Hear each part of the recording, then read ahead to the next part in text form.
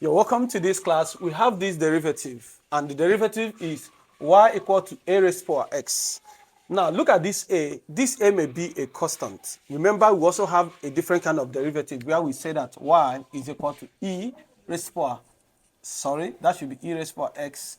This is another derivative, but you realize that when this is a constant, which is Euler constant, this is another constant which is different from this kind of constant. One thing is very sure, when this is only Euler constant, this is every other constant. So when you are given, for example, you are given y is equal to 10 raised to power x, how do you find this derivative? And that is the intention of this video. If you are ready, let's get started. And what I'm going to do is first going to make a few assumptions, which is going to lead us into the solution. I'm going to say that k is equal to lane A. This is an assumption I'm going to make. That's the first assumption. I'm also going to make another assumption, which is saying that A is equal to e raised to power k. Now, if these two assumptions are correct, then it means that I'm going back to this original equation to say that y is equal to, remember there is a, and this is a raised to power x, which is equal to, the first is, when only a is e raised to power k, I'm going to have e raised to power k, and this a is given to a power of x, so I'm going to raise it to the power of x. All right? With this understanding, I have that y is equal to e raised to power kx. Now I'm going to apply chain rule. So the chain rule I'm going to say is, I'm going to say let u equal to k raised to power x. Kx. So how do I do? I'm going to differentiate du, the x is going to be equal to k. That is the first thing. Then another one I'm going to do, I'm going to say dy du.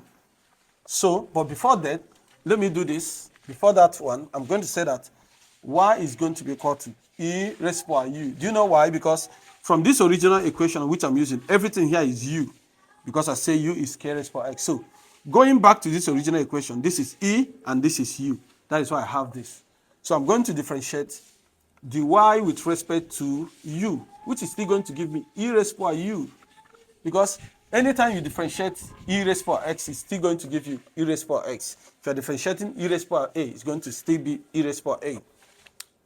So at this point, I'm going to apply chain rule. Therefore, I'm going to say that dy, the x, is equal to, which is what I am looking for, is going to be equal to.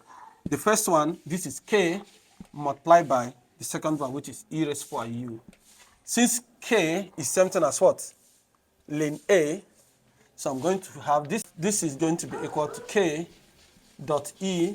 Remember, u is kx. So this is kx. All right, at this point, I'm going to make a few more assumptions. Remember, k is lane A. So I'm going to have lane A dot e raised to power kx is something as what? E raised to power kx is something as a raised to power x. So this is going to be a raised to power x. But the conventional way, the right way to write it is saying a raised to power x lane a. This is the derivative of this function. So that simply means if you have y is equal to 10 raised to power x, you're asked to find the y the x. The answer is still going to be y prime, which is something as the y the x is going to be. For this, which is 10 raised to power x lane 10. That's the answer, which is dy dx.